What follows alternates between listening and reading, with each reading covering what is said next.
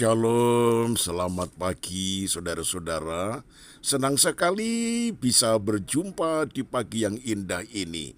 Mari kita berdoa untuk menerima sorga, yaitu suara gembala.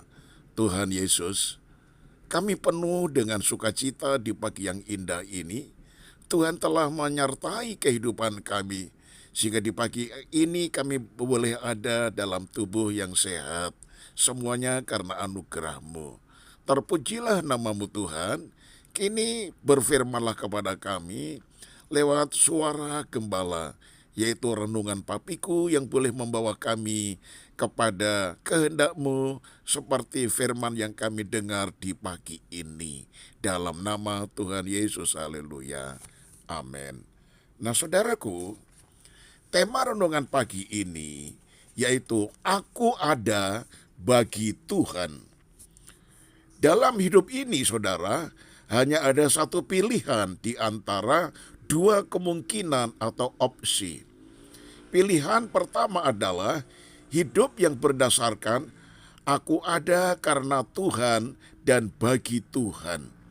Pilihan kedua adalah hidup yang berdasarkan aku ada karena aku ada dan bagi diriku sendiri. Nah saudara, setiap kita harus memilih satu di antara kedua opsi tersebut. Manusia tidak dapat memilih keduanya dan tidak dapat menunda untuk memilih salah satunya. Jika kita menunda untuk memilih salah satunya, itu sama saja kita memilih opsi yang kedua, aku ada karena aku ada dan bagi diriku sendiri. Nah saudara, pilihan seperti ini juga merupakan kelompok terbesar yang terdapat di dalam gereja. Kelompok ini tidak ada ketegasan apakah kita hidup di antara dasar opsi yang pertama atau yang kedua. Padahal kita harus memilih salah satu dan segera mungkin memutuskannya. Walaupun dalam prakteknya untuk mengenakan landasan hidup yang benar, yaitu aku ada karena Tuhan dan bagi Tuhan, tidaklah mudah saudara. Nah, Tuhan Yesus berkata dalam Injil Lukas 16 ayat 13, seorang tidak dapat mengabdi kepada dua tuan. Nah saudara, memang jarang atau hampir tidak ada orang yang beragama dan mengaku percaya Tuhan secara langsung, lalu kemudian menyembah iblis dan berbakti kepada setan.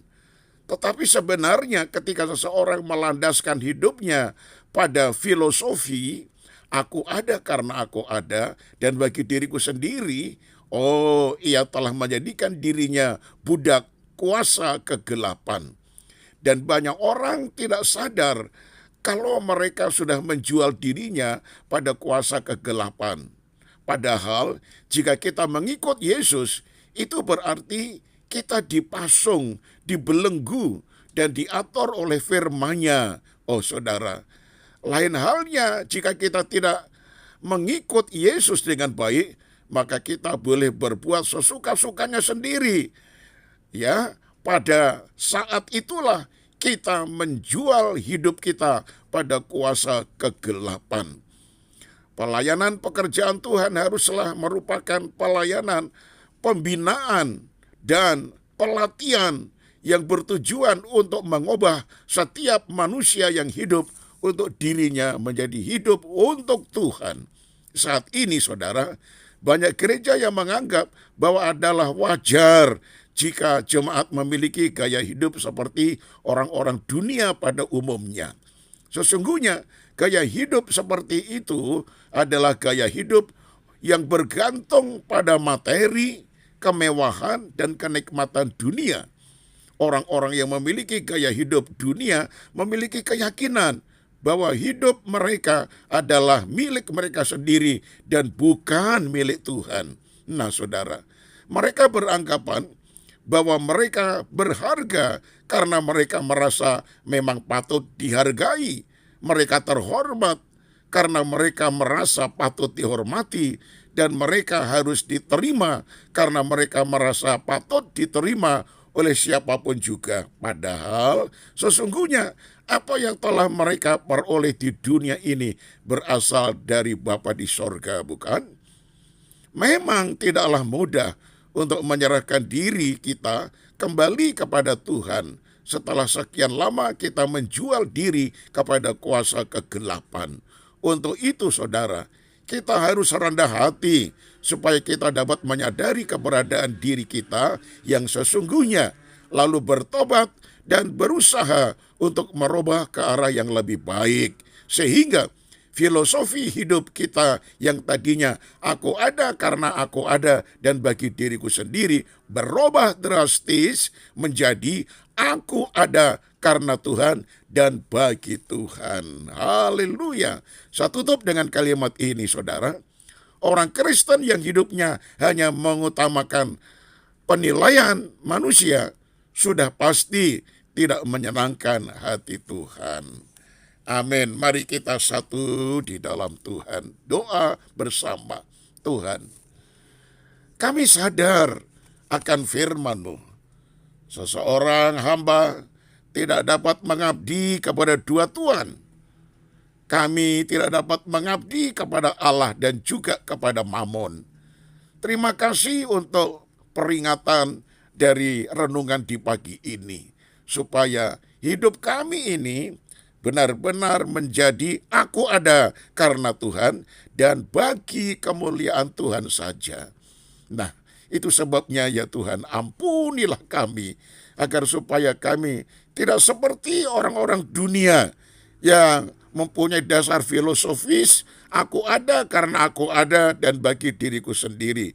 Orang yang sedemikian kami sadari hidupnya seenak gue dan tidak peduli kepada Tuhan, tidak peduli kepada sesamanya. Dia ingin dihormati, dia ingin diterima, dia ingin mendapatkan suatu penghormatan dan sebagainya. Ampunilah kami Tuhan, supaya kami tidak seperti itu. Tetapi kami hanya fokus memandang kepada Tuhan Yesus satu-satunya Sang Juru Selamat dan Mesias kami. Itu sebabnya ya Tuhan, biarlah Roh-Mu yang kudus menolong kami, karena Roh Kudus adalah roh penolong bagi setiap orang yang percaya. Terima kasih untuk firman-Mu di saat pagi ini. Kami serahkan aktivitas sepanjang hari ini, keluarga kami, Tuhan jaga, lindungi, pimpin, pelihara, dan berkati kami.